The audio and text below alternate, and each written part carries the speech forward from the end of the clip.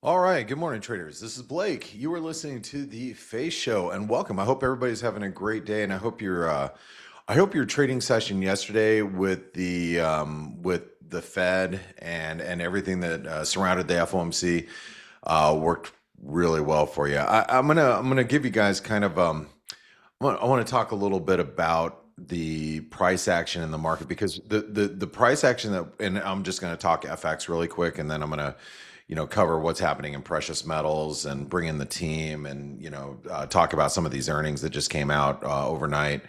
But I want to talk to you about the price action that we've seen the last couple of days in the dollar index and why it matters, because I don't think the FOMC was, it was probably one of the more boring FOMCs that we've had. The Fed kept rates unchanged. It doesn't look like they're going to move on rates for the next couple of meetings that Fed Chair Powell has coming up.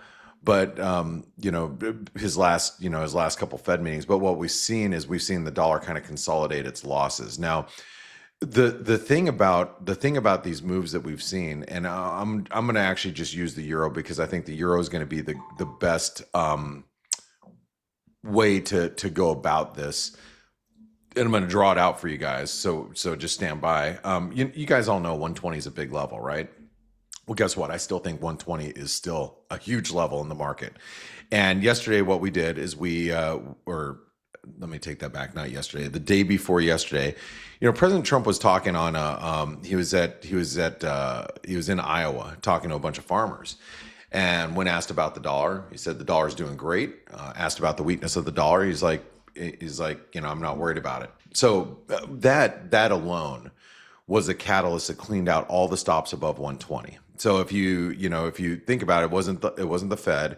It was just the idea that Trump administration or Trump himself, President Trump, just doesn't care, and the dollar, if the dollar continues to weaken, that took out every stop above 120. So if you were short, going into the Fed, you got your clock cleaned. In other words, if you were long the dollar index, you got smashed. But then, they ushered in Treasury Secretary Bessent the next morning, and he reiterated, like every good Treasury Secretary should, is he talked about we're going to or we have a strong dollar policy, of course. Well, he's the Treasury Secretary. He has to say that. It's like, for those of you that live in the United States, like somebody, you go into Home Depot and the Home Depot person is like, do you love Home Depot? Yeah, I love Home Depot. How do you like Lowe's, their competitor? They'd be like, no, you know what I mean? So, he's the Treasury Secretary. He's got to support the dollar. That's every Treasury Secretary supports the dollar. But that was enough that pushed, we also had corporate month end, U.S. Corporate month end flows that we were talking about. If you were in the Forex Analytix community, that was one of the other things that was driving that dollar higher yesterday. And, so we saw the dollar just drop right into the FOMC. Once we got past the Fed, the euro is supported and, at 119, as we noted last night. If you follow me via Twitter, 119 to 120 is still the level. Those are the levels that we have to pay attention to. Ironically, we stopped at 119 and overnight we stopped at 120. Again, if you guys, if you follow me on Twitter, you knew those are the levels that are now important. And I do feel that they are still those levels that are really important right now for the euro. Now, the other thing is, you might be looking at it saying, well, we went above 120. Is that a false breakout? It is technically, but I'm really not looking at it as such. I still look at it as a rising channel. If we clear 120, especially 121, I wouldn't stand in the way. And do I still think it can happen? Absolutely, I can. So it's not a situation where I go, that was a big level. It was broken. It failed to break. It's now a false breakout. I'm now going to go the other direction. I would need evidence to be a dollar buyer at this point in time. I'm not there as of right now. So Right now we got to figure out, okay, we're in between 119 and 120. What takes us above or below those levels? You can see by the price action in the market, I don't think the market is very convinced that, the dollar's done with its declines. I myself, I sold the euro last night at 117, or excuse me, 119.70s. And I reestablished my longs earlier this morning at 119.46. So if you didn't know that, you're not in the Forex Analytics chat room, you should join the chat room, because that trade actually was hit just as I was waking up about 2 hours ago. So if you're not in these chat rooms having these conversations with us, you should probably, take the $1 trial, download the mobile app, and jump in our chat rooms. And this way you can see what I'm doing. You can see what other traders are doing, including Kman and Ryan that happened to be here this morning. So let me bring in Ryan really quick. And before we get into any other markets and we start talking about, what's happened in Microsoft, I do want to go into some of these earnings, and I do want to take a look at Apple, but I'll do that in a little bit. And I want to show you what's happening pre-market with Tesla, Meta, Microsoft, IBM. But let's go to Ryan and see what his thoughts about the Fed were. Good morning, Ryan. How are you? Yeah, all good, mate. You? Good. Well, hey, before we get into all this, tell me about West Ham. Are you guys getting regulated? Are you guys are you guys donezo? Regulated. I wish we were regulated. Relegated. Relegated. That's what it is. I'm sorry. Yeah. Now I've been 1 year separated from soccer here in the United States. I screwed that up. Okay. Yeah, we're working. We're doing our hardest to get relegated. Let's put it that way. But yeah, we won't know. Plenty of games left to go yet. All right. Sorry, touchy subject, I'm sure. So let's hear what you have to say about the Fed. What was your takeaway here, and how about that price action that we've seen around this 120 level in the euro, and the dollar? Are you convinced that the dollar is ready to bounce, or how you feel right now about everything? Well, the Fed pretty much went as expected, really. There's no reason for them to move or step in any direction, dovish or hawkish. As we know, Powell was pretty upbeat. Those who wanted cuts voted for cuts, as usual, although it might have been half a surprise that Mira only voted for a quarter rather than a 50. But that's just, nothing in the grand scheme of things, since that's probably could be his last meeting. We obviously got no surprises about Trump dropping any Fed bombs on us, so that passed by. He skirted all the dodgy questions, as he often wants to do, Powell. And here we are, the market, as you say, sitting in what next mode. So at least from the fundamental side of things, there's still no reason to sell the dollar.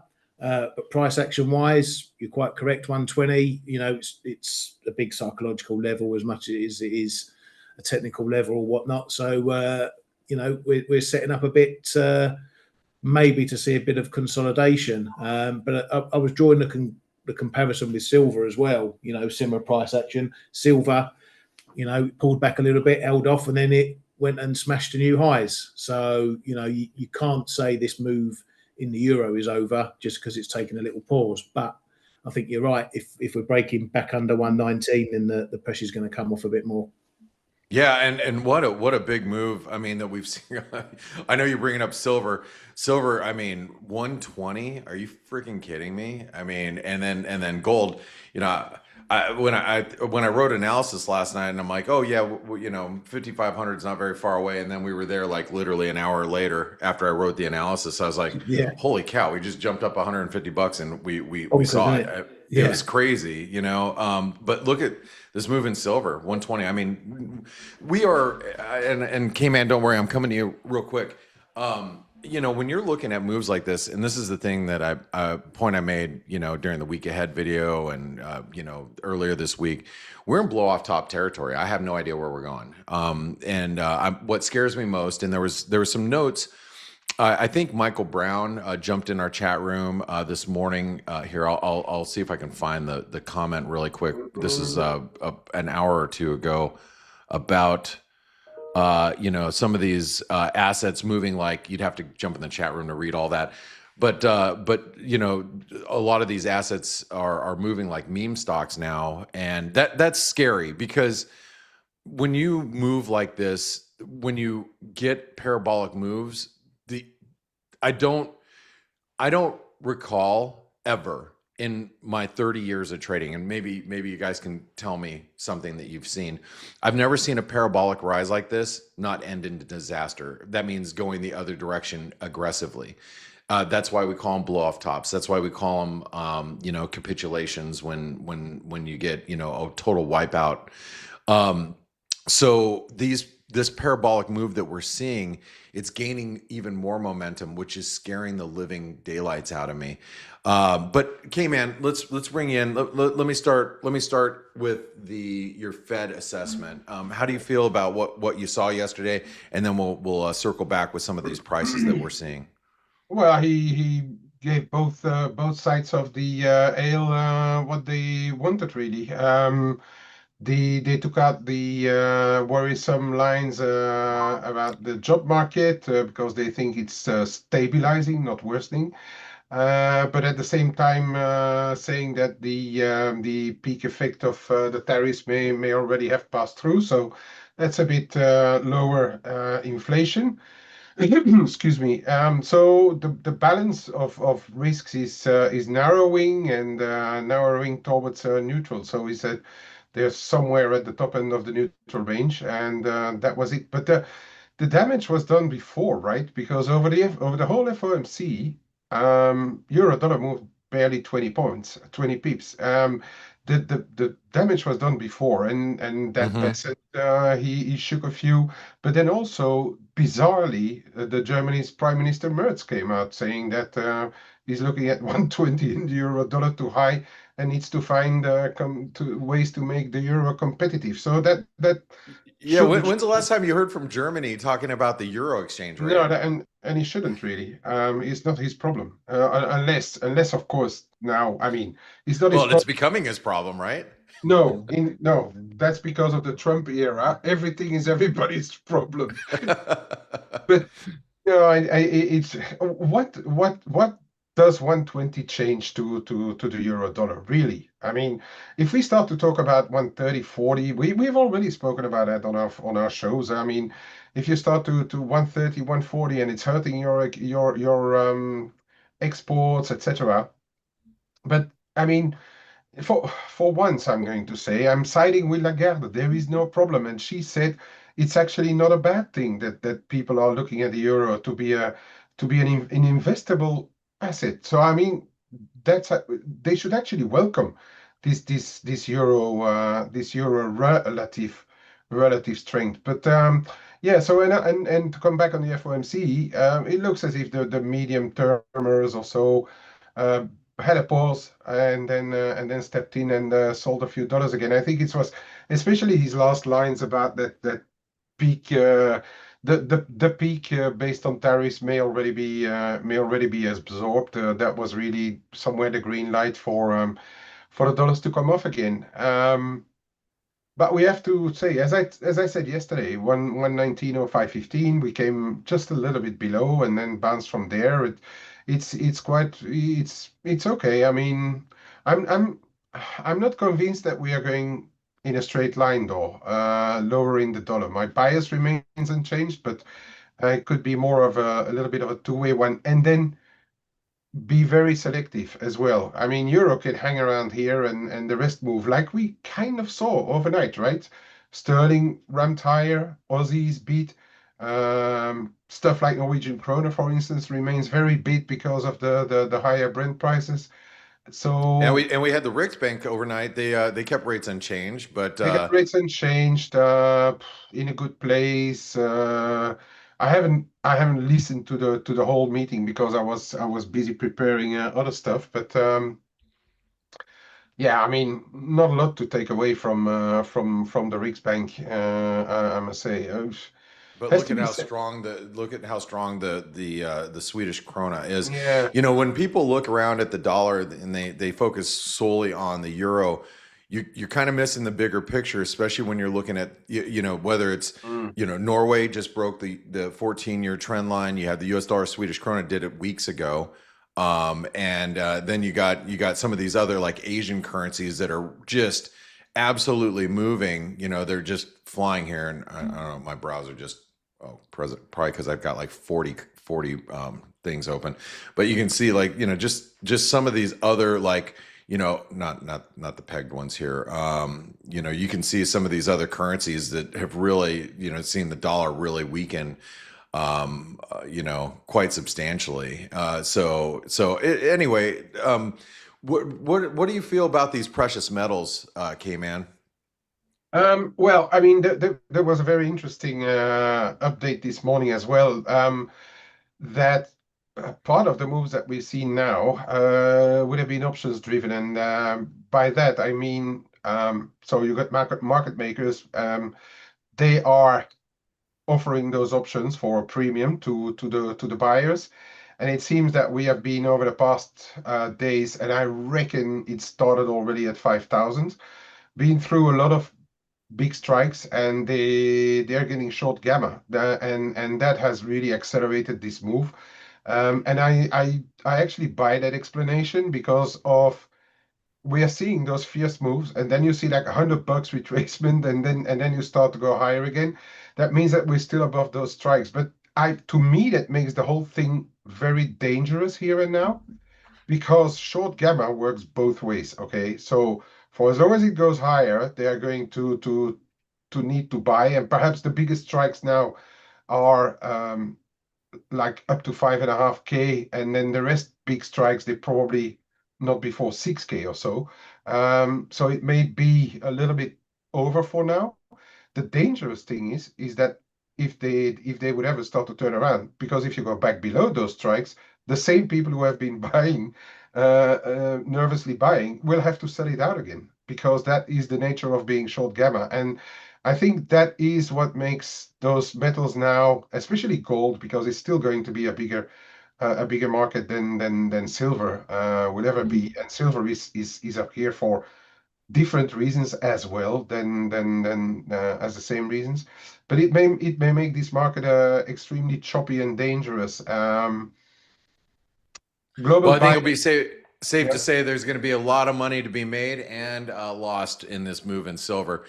And just I was looking back here just so you guys can see, this is relative strength on a daily basis, right? That is the highest level we've seen since 2006. And that's nuts. Actually, 2000, yeah, I think 2006. That is the highest relative strength we've registered since 2006 today in silver. Just FYI. That's you know, that's not a good thing. Not necessarily for today, but in the days ahead, if not today, we might see a reversal. And if we do, usually when you reach up to these levels, it's like taking a tennis ball, throw it as fast as high as you can, you know, and at some point gravity is going to take hold, and we are reaching that level. These levels here could be another 10 or 15, $20 from now, who knows, but we are getting to nosebleed type of situations in precious metals. Taking a look at gold, you know, gold is also hasn't You're in higher. silver now. You're in What's silver that? now. You were on gold before. You're on Oh, silver I'm now. sorry. Then I said that incorrectly. I'm sorry. But it's the same. It's virtually the same picture. It is, but that's the highest level in gold. I'm sorry, relative strength since 2006, and actually it's divergent in silver, that's probably equally as scary. Yeah, the but last time we were a little higher. Was it not around 100 as well? Yeah, this is up here back in July of 2020 I when we recall a reached up to conversation this. around in the 90s too, that it was very divergent. Yeah, I mean, you know, but it causes reversals. Doesn't mean that it's going to give you a full-on reversal, but you got to be prepared for some setbacks. You know, it's interesting. The guy that got me into the markets back in 1995, when I went and got my securities license with my best friend. He's out of the business, but he still trades. He might actually even be listening to the show. You know, hey buddy, if you are. He texted me yesterday, and he's been playing silver physically. We've been talking about it for the last couple of years, and he was a buyer in the low 20s. He actually just sold yesterday. Just so you guys know, physical, he said he got about $5 to $7 off of spot price yesterday, and I'm thinking that's probably pretty normal with any physical broker that you're going to use. Just FYI, if you're out there trying to hit the bid in the physical market, that's probably going to be a situation. One of the other things I do want to point out, and I do want to talk about commodities here. If you guys haven't seen crude oil, when we got that close above the 200 DMA a couple of days ago, we just took off, and we closed above here on, was it Tuesday? And then that was Wednesday, and today's Thursday. We're above the 618 retracement. We're ripping now in crude. I was talking to Tracy and you guys know Tracy, we had her here on last week. She was uber bullish, yesterday on Ninja Trader, and she's just, we're ripping right now, and it's reflecting. If you guys trade currencies, look at the dollar CAD. The dollar CAD is extremely weak. US dollar Norwegian krona is obviously weak. I think it might even be more of a dollar move, but you can see US dollar Norwegian krona on its lows. US dollar Canadian. It is actually a Norway move. I'm sorry, what were you saying, Kman? It is actually a Norway move because the Noki Stocky has finally got off the ground and is trading about 1.5%. Well, then it's probably being assisted by this as well. So just keep your eye on these crude sensitive currencies. They are moving, and this dollar CAD looks extremely bearish, as we have now cleared a lot of critical support from earlier this year, and now there's a lot of open air down here, and there's a rising trend line that comes in.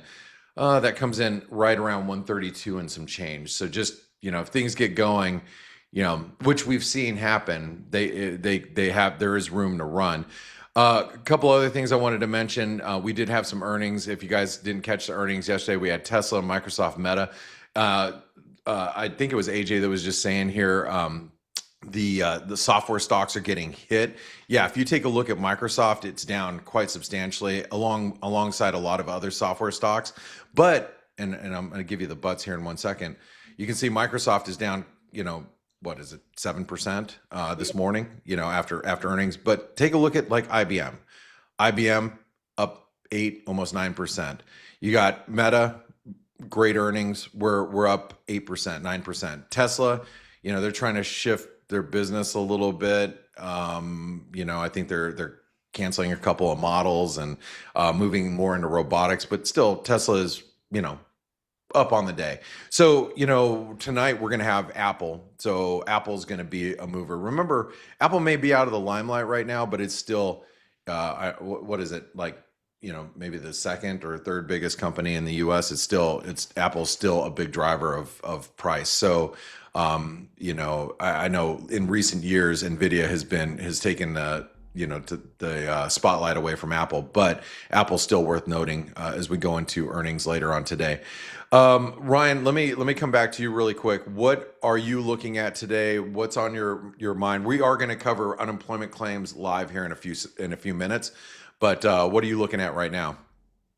I'm going to keep an eye on this dollar move to see if we're over it or if we're back in the game. You look at some pairs like dollar CAD, that's still heading lower.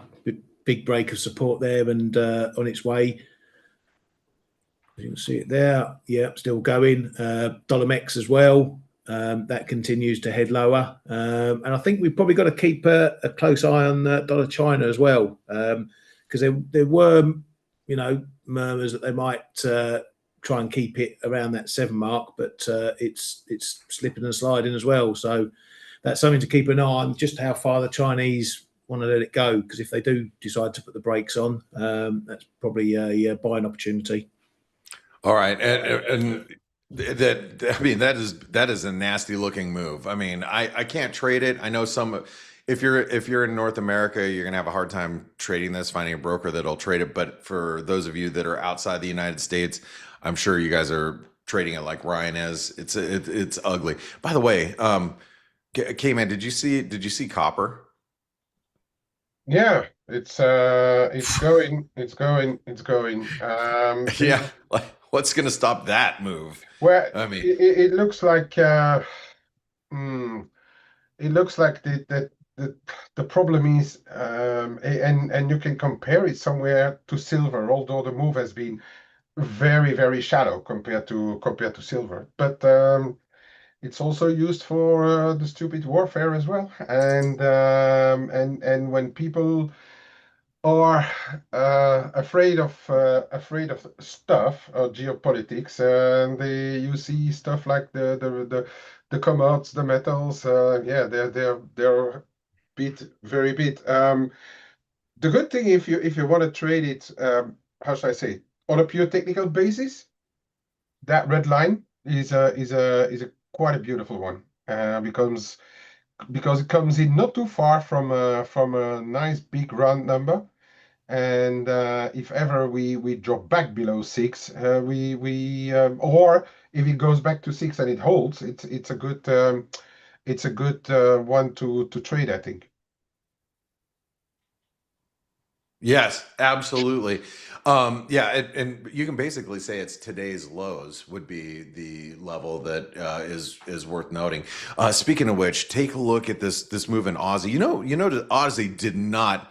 There, it was very well. We just held the breakout point yesterday. I mean, the dips were bought immediately. Same with the Kiwi. Kiwi held above 60 cents. Couldn't get to. I had some bids at 60. 60.05 didn't hit, and then we're just launching again. And I mean, when you look at these moves developing, whether you're talking about, look at the Kiwi. What happens if we break this level? That resistance. That means a higher high. We're probably a whole big figure higher in Kiwi. Think about like these moves that are developing. Aussie is already on the move. Sterling, no one believes in sterling yet. What happens if you break this long term? This is a weekly trend line. Take a look at this one. This goes all the way back to 2017. What if we break those levels? I mean, the acceleration that you can see across the FX spectrum looks pretty amazing to me.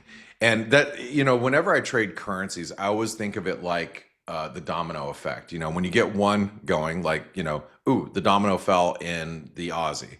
Then one starts to make its way over to the Kiwi, then over to the Canadian. And then, you see here's the US dollar, Norwegian krona. That domino fell. It's just making its way across the spectrum of FX. Maybe excluding the yen at this point in time because of Treasury Secretary Bessent's comments saying that they did not participate in yen intervention at all. And the first poll, the first Nikkei poll, who finally, like I not finally, it's an early poll, but like I said, it is possible that Takaichi does it, and gets the majority back for the LDP, and that's what the poll is showing. So that's also something that we should bear in mind because it can just underpin those yen crosses as well.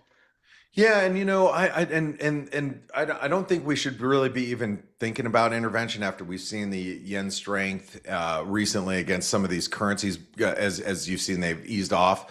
If the euro yen gets back to new highs, which probably will, you see the Aussie yen just continues to rally. I mean, we might get back into the intervention talk, but we got some distance to go, I think, before that becomes more of a risk. We're going to get set up for the unemployment claims that are coming up, and then we're going to bring in Carly Garner. She should be here today. I'm going to be looking for her in the participants, see if she's here today. I haven't circled back with her, but hopefully she's here. But let's go ahead and get set up for the news. I'm going to go ahead and pull up all of these charts. We got the dollar index in the middle. Now it's weekly unemployment claims. We have not seen them move the market because we've been around this 200,000 mark like every single day or every single week for like the last, I don't know how many weeks, but it's been a while. I'm going to put equities. I'm going to put the S&P right here. Anything, above like 220, 230 would be a surprise. Anything below like 180 would be ridiculous, but it would be a surprise. And to pull up that information, I'm just going to go over to Forex Analytix, go over to the calendar tab, pick up data flash right here. And I'm going to move that over, bring these charts back. And Trade balance number. Oh, initial jobless claims a little worse. 209, yeah, well, nothing. The trade balance numbers, though, a little weaker. Is slightly weaker. I And haven't seen the export imports. Euro Down took another 3.6 on the exports and up 5% on the imports. I think there's a lot of noise still going through these trade numbers. Yeah. Okay. All right. And the dollar took a little bit of a move lower, but not anything, not too big of a deal. Let me take a look for. Oh, Carly is here, so let me go ahead and bring her over. Before we bring in Carly, let me ask you guys, Ryan, what are you? I know you covered a couple of things of what you're looking at today, but one, if I held a gun to your head and you're like, hey. I'm like, hey Ryan, you got to trade today. What would you be doing right now? After the morning I've had, that's probably the worst question you can ask me. Right? Yeah. Maybe bad analogy. If I held a knife, over your trigger finger, and I said I'm going to cut off your finger unless you tell me what you're going to do. Okay, that's another bad analogy. What's the one trade you're thinking about right now? How about that? One I'm looking at is Euro Sterling. We've had another test down at support. 86.45.50 that's held. So I'm looking at that from both sides. If we have a little break, then we could get a bit of a shove down to the 86 figure. I'm still happy to be long in this one, short the pound, although it's not doing an awful lot at the moment. But we could be testing important support down here. All right, very good. Kman, how about you? One trade, one thing, one idea. I'm long and keep my Aussie. Okay. All right. That's fair. And guys, I'll just tell you, I'm going to keep my euro. And if we scale above 120, I'll add. But I do want to buy. I do want to keep selling dollars on dips. I do think that this rising channel is in play. And just because we moved above 120 and whacked the stops above there, I'm not sure the euro is really done or the dollar's really done here yet for the day. All right, gentlemen, thank you so much. Ryan, missed you out on the flow show today, but Kman, thanks for holding down the fort today. It was good to hear your analysis and an update of everything that had happened in European trade. And guys, if you don't and gals, if you don't listen to Ryan and Kman in the morning on the flow show, or in today's case, just Kman, make sure you're listening into those guys. They broadcast about 2.5 hours or so before the show. So catch them there. Thank you, gentlemen. Have a great day. Cheers. All right. Cheers, guys. All right. So we're bringing in Carly Garner. Good morning, Carly. How are you? Hi, Blake. Thanks for having me. Hey, thanks for being here. I remember, I'm old enough to remember that I have interviewed you before. I once, had to step in here without Dale at one point, and so it's nice to actually have you here, and I get to drive this interview again today, and I thought it was a really good time to have you here, especially with these moves that we're seeing in commodities. If you guys don't follow Carly Gardner, she's very popular in and around the markets. She's been around the markets for a long time. I've followed you. I thought oh no, that's our company trading account. I followed you for a long time, and I have a lot of respect for what you do, and I think it's a great time to bring you in and talk some commodities. So let's start with before we get into commodities, let me ask you, do you have any opinions of what had happened in the Fed meeting yesterday? Well, first of all, I'm probably a little less popular today than I was, let's say, prior to the metals going parabolic. We kind of been on the wrong side of that. Okay. All right. Yeah, Well, we'll talk fun. about that here in a moment. All right. No fun. So as far as the Fed, honestly,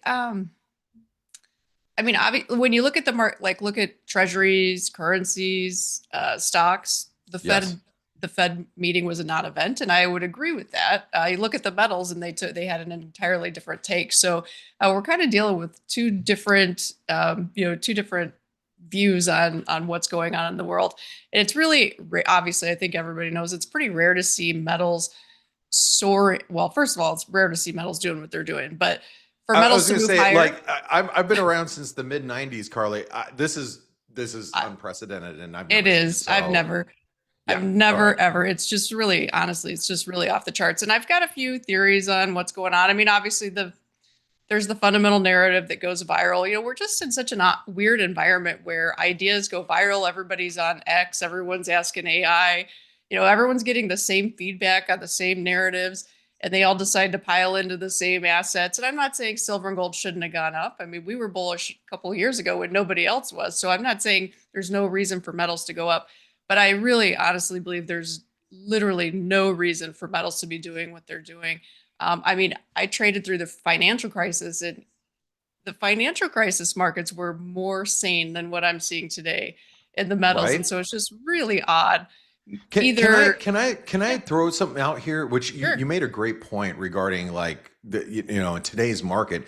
I was reading an article in Bloomberg just like the other day about retail and the power of retail. I mean, we've seen it in meme stocks, for the last several years, but retail meant nothing. And matter of fact, if the shoe shine guy, we always use the old term, the shoe shine guy, if the shoe shine guy is telling you to buy Microsoft, you got to get the hell out of Microsoft, But Yeah. nowadays, when It's- you got groups of traders globally that are in Reddit forums and chat rooms saying, we're buying silver. I mean, this is the power. I know there's more behind it. And I'm love to hear your theories because you said you're gonna talk about them. But it's amazing what retail can do nowadays, isn't it? It is. You're absolutely right. It's a complete opposite of what it used to be. And I think, because we have these, platforms for them to communicate and all get on the same thing. And I will say they tend to target assets. For example, when we're talking about GameStop, I look at silver the same way that I look at GameStop silver is not a deep market. People think it is. People think it's this massive, massive market. It really isn't, because you have to think about, if we're talking about the entire silver market, it's actually thousands of little mini markets. There's metals bullion dealers, there's futures contracts, there's spot metals outside of the US, but there's not one big centralized market like there might be with like, for example, the stock market's not necessarily centralized, but for the E-mini S&P trades 1 to 2 million contracts a day.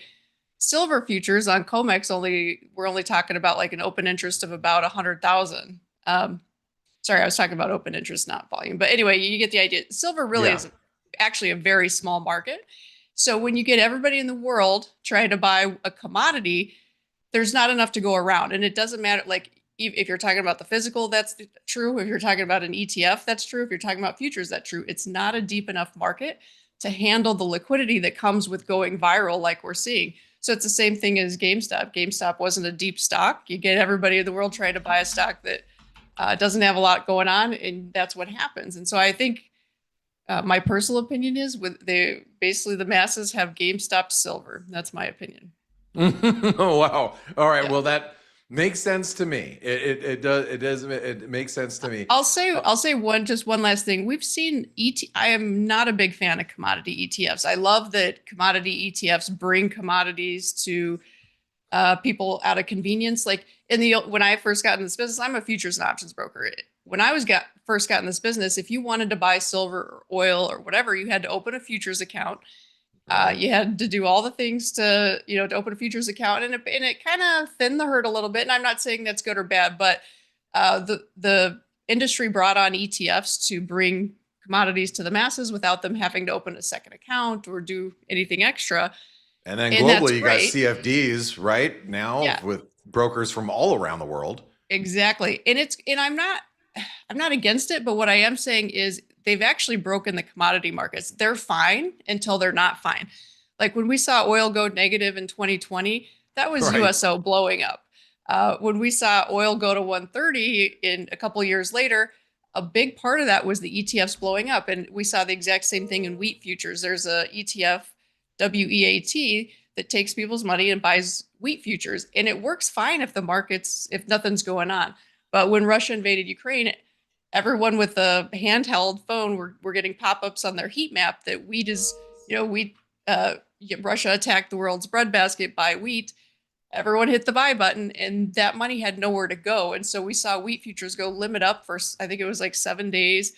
And it was a complete catastrophe. So there's too much money going into small commodities, and it ruins price discovery and becomes chaotic. And I think that's a big part of what's going on in the metals. It's crazy. It's crazy. Okay, so before I forget, I mean this move in copper. So I was just a little bit earlier. I was telling the story, and you may not have heard it because you might have not been tuned in. My best friend who got me into getting my securities license in '95, and we started a brokerage firm together in 1999. Him and I were minority partners in Dallas in a firm. He's out of the business now, but he still trades. He's obviously he's still very active in the markets, but it's not his main business anymore. And it hasn't been for like a decade. But he'd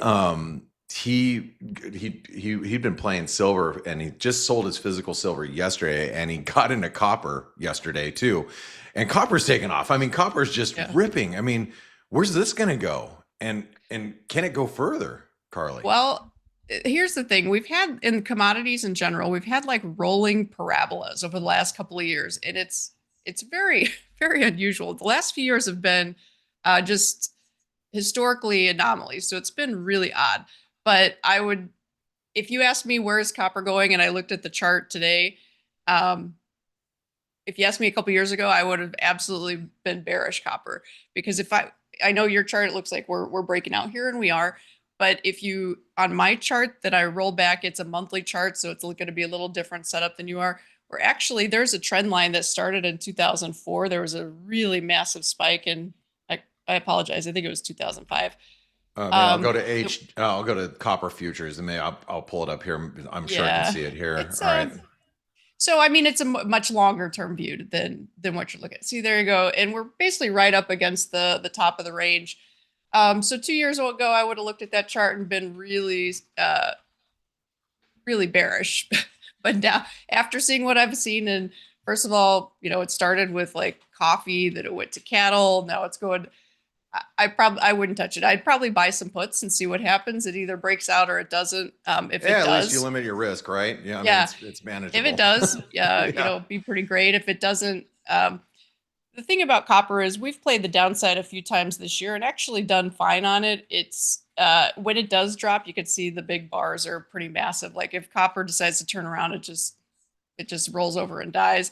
And the reason I'd be a little hesitant to go copper, and I'm not telling people don't go long copper, shoot. That's been what's working. It's broken out. Metals are going higher, but it's going to be pretty chaotic. The nice thing about futures is the exchanges have created really small contracts. There's micros. So you may want to start there. As fast as these metals are moving, micros actually are starting to become a big position. We had, CME introduced silver micros, which is amazing, right? I mean, that's had to happen. Yeah. Thank you for bringing that up. So silver micros are 1,000 ounces. The full size contract is 5,000 ounces. Yeah. Prior to this big crazy, just literally prior to October, November of this year, a micro silver future was very reasonable for a small retail trader to trade. But it's become actually a pretty big contract because things have moved so fast. I mean, we're a brokerage service. We have people doing all types of different strategies and trading online and trading through us. I mean, so it's not like I never really recommend silver to my clients because it's been a really treacherous market. I mean, it's moving now, but it literally spent a decade going sideways and doing nothing. And so anyway, just to put long story short, I've seen some big accounts, 6-figure accounts blow up on 1 or 2 mini silvers. That's how fast it's moving. I'm sorry, not minis, micros. Wow. So wow. Yeah. So be very, very, very careful. It says micro, but in this environment, it's not as micro as you think. So be very careful. Yeah, that's like people when they start trading Bitcoin. I'm like, you got to be really careful when you're trading. I mean, these are moving like meme stocks. They are. Carly, let me ask you this, and this has been my I do a week ad video every week, and this last week I was talking about silver like entering this like blow off top scenario. And my idea is like I have no idea how far it's going to go, but we are in this. And you see blow off tops in commodities, and it's one of the asset classes that you'll get capitulation type of lows, like you saw in crude oil. When it went negative. Yeah. Commodities are they're more susceptible because I think of the depth of the market that you were discussing a little bit earlier. I mean, are we in like this type of scenario in your view? And if it is, does it scare you? Because for me, it is scary, and I think that this is what I explained on the week ahead video. I'm 53 years old, and when you see blow off tops, they become generational highs. That means in the rest of my lifetime, I'm not sure wherever the high is, I'm not sure we're going to see higher than that whenever that peak reaches, and whether it's today, whether it's whether it's 150, whether it's 200, whatever it is. Are blow off tops pretty? How do you treat them in commodities markets, and are we in one? I guess is where I wanted to go with this.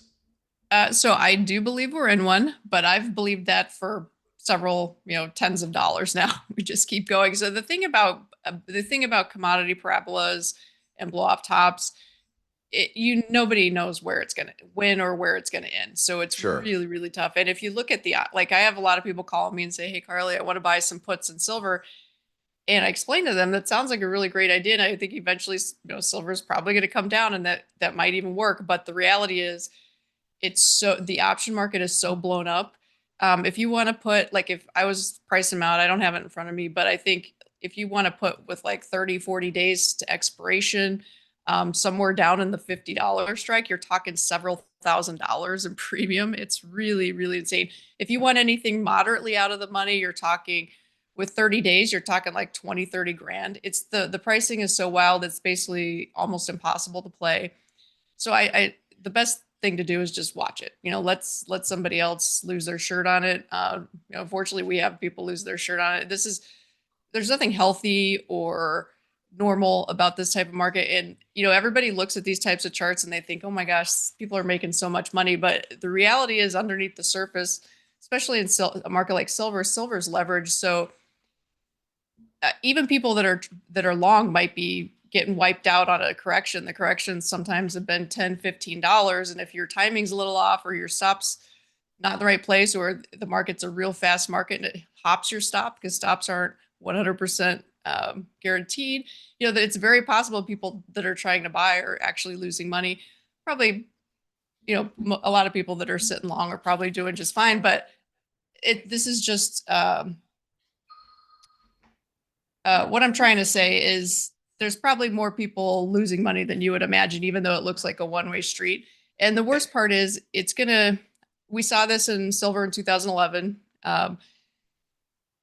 These types of moves get all the media attention. I mean, they're talking about it all over. Even cable news is talking about it, and it's going to sucker a lot of long-term investors in, probably into the bullion side of things. And they're probably going to get it in at prices that, like you mentioned, might not ever be seen again in their lifetime. So it's very, very unfortunate. I hate to see this kind of stuff, to be honest. I hope people are making money. I want them to keep it. But it's so treacherous and so dangerous, and it's not ideal. I'll just put it that way. I agree. And Carly, the thing is, and I want you all to really take heed. And Carly, am I following the right person? On social media, on these Twitter and X, sometimes there's like fake accounts. This is your account, right? Just making sure. Yes, it is. Yes, it is. Okay. I just want, there's a lot, like I said, there's a lot of fakes. If I type your name, or you can type my name, you'll find several. Anyway, I just followed Carly. I thought I had followed you in the past. Carly's given you insights on different insights that you're not going to get anywhere else. This is like, she sees both sides of the ledger. And, when you're a broker, like she said, as a broker, you get to see it where as an individual trader, if you're watching a price move, you're just like, oh, everybody's making money, everybody's just crushing it. But that's not always the case. And especially in these parabolic moves, the volatility is quite massive. And, traders are traders, right, Carly? Everybody thinks there's a reversion to the mean. And we're obviously finding out in a lot of these commodity contracts that isn't always the case, right? Yeah, not always. And when when it comes, everybody's out of money. That's like, for example, I mean, like you said, I've seen a lot of things. What I hate to see, but unfortunately I see very often, is somebody that's, you know, trying to counter trend trade, trying to catch the other side, you know, mean reversion, and they run out of money, or they, you know, they just can't take the pain anymore at literally the worst time. And it's usually in some sort of overnight illiquid spike, gets them out, and then that worst time to get out. So I see that a lot, and it's super unfortunate. Yeah, it is. Well, Carly, I know you came on here. You know you relied on me to ask some of the questions, but is there something that you you know, wanted to come on here and say, I really want to get this point across for what's happening in today's market? Anything that you wanted me to pull up here for you to talk about? No, I think we're hitting all the good stuff. We can talk about the dollar index futures. We'll do that, and AJ asked about crude oil, so we can talk about two of those. So let's go over to the dollar index. We have, obviously, we're, you know, dollars in everybody's crosshairs right now. You know, the sell America trade, but we're not seeing equities go down. We're just seeing, and we're not even seeing the bond market go down. Really, fixed income still holding in, but the dollar's been a little under pressure. So how are you feeling about the dollar index at this point? So obviously dollar sentiment is wildly negative. There's a lot of talk about a multi-year trend line that broke through. Yes. And you know, people have their eye on that, but there's actually another trend line. I posted it to social media yesterday, I think it was.